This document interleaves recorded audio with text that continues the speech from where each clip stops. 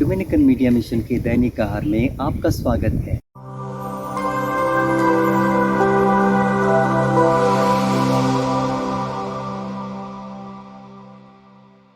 मेरे मित्रों, आज के सुसमाचार में प्रभु छोटा सा संदेश देते हैं। प्रभु कहते हैं, तुम पृथ्वी के नमक हो।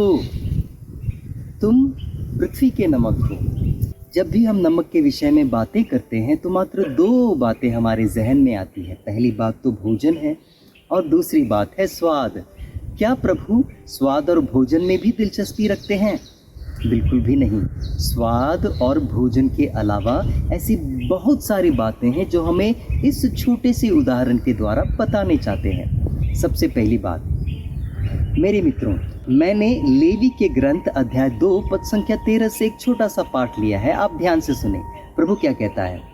तुम अपनी अन्न बलियों में नमक डालो। तुम अपनी अन्न बलियों में नमक डालो।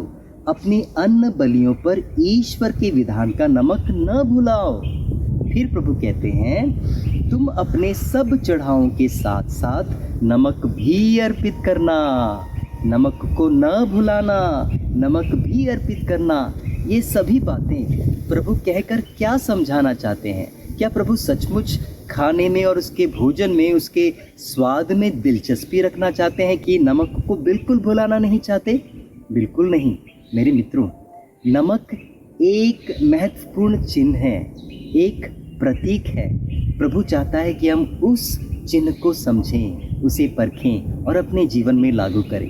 तो सबसे पहली बात, नमक शुद्धता का प्रतीक है।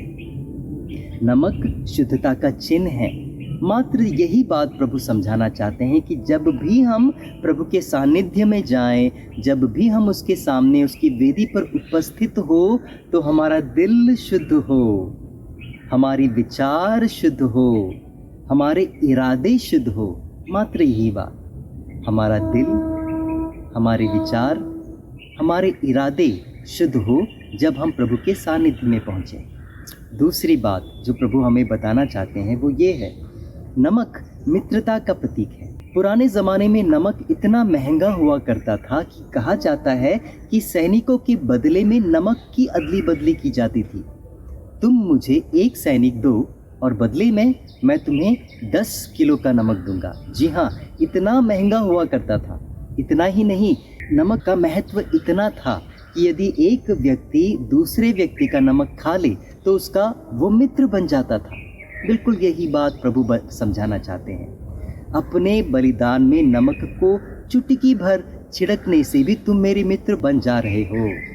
मेरे सानिध्य में आते हुए तुम सेवक के रूप में नहीं, तुम नौकर के रूप में नहीं, तुम मित्र के रूप में मेरे सानिध्य में आ रहे हो। यही बात प्रभु कहना चाहते हैं। तीसरी बात, नमक परिशुद्ध है, परिशुद्धता का प्रतीक है। अंग्रेजी में उसे कहते हैं प्रिजर्वेटिव। नमक में तो चंगाई करने वाले गुण नहीं हैं, लेकिन नमक सड़ने से बचाता है। नमक जो है सड़ने से बचाता है। अब ध्यान से सुने, प्रभु मार्कुस का अध्याय 9 पद संख्या 49 में क्या कहता है? प्रभु कहता है, हर व्यक्ति आग रूपी नमक द्वारा रक्षित किया जाएगा। हर व्यक्ति आग रूपी नमक द्वारा रक्षित किया जाएगा। इसका तात्पर्य यही है, जब प्रभु इस वचन को समझा रहे थे कि तुम पृथ्वी के नमक हो, उसके पहले की बात प्रभु यही बता रहे हैं कि तुम्हें अपमान सहना पड़ेगा, तुम्हें बहिष्कृत किया जाएगा, तुम पर अत्याचार और शोषण किए जाएंगे। लेकिन इन सभी परिस्थितियों में भी तुम नमक की तरह बने रहना। तुम्हारा विश्वास, तुम्हारा विचारधारा, तुम्हारा व्यवहार और तुम्हारा रवैया हमारे इस शरीर के जैसे सड़ने न पाए, बल्कि नमक के जैसा परिशुद्ध बने रहे। यही बात प्रभु हमें बताना और समझाना चाहते हैं। सबों को जय श्री।